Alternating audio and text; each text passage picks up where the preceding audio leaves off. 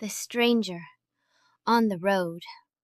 Pack saddle on, Samuel riding on his back, because Faithful is young and strong, and Samuel is small, and Esther walking alongside them at a brisk pace. I am Faithful, the donkey.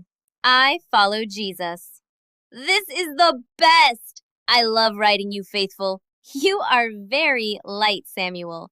You weigh less than my usual load. 7 miles, Faithful. You said 7 miles. I did say 7 miles. You could have mentioned that before we started. You would have said no. Correct. Friends, 2 of Jesus' followers, Cleopas and a friend, were walking this very road, heads down, hearts heavy, talking quietly about everything. The arrest, the crucifixion, the empty tomb that morning. They must have been so confused. They were heartbroken, sweetheart. They had hoped Jesus was going to rescue everyone, and then everything seemed to go so wrong. But it didn't go wrong! No, but they didn't know that yet. Then a stranger walked up and fell into step right beside them, completely natural, like he'd been there the whole time.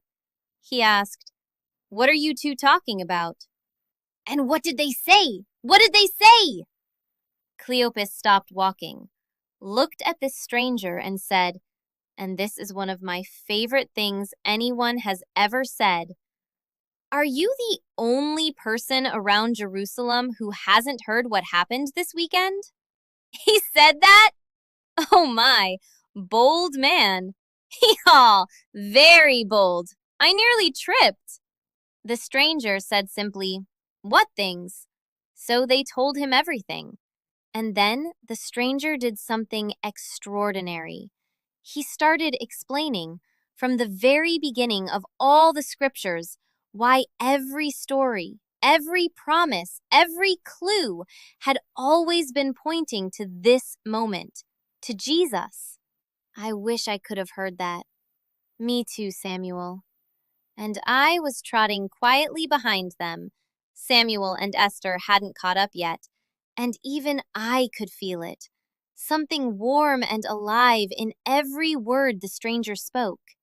Right here, like sunshine from the inside. I know that feeling. I feel it sometimes when Mom reads to me from the scriptures. You do? Yeah, right here.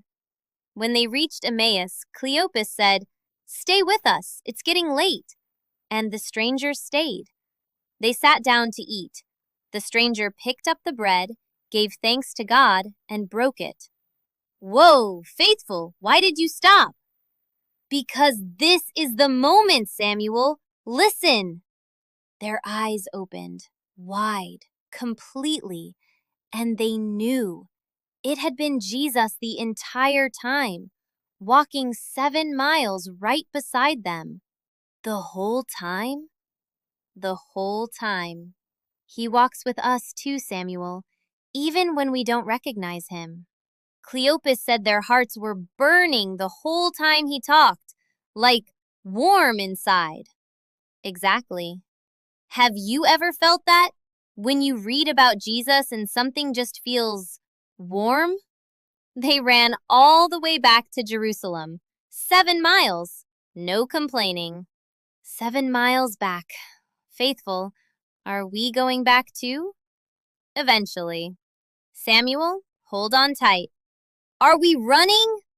We are trotting, quickly, with purpose. Hee-haw! That was terrible, Samuel. Catch us in episode 4, okay?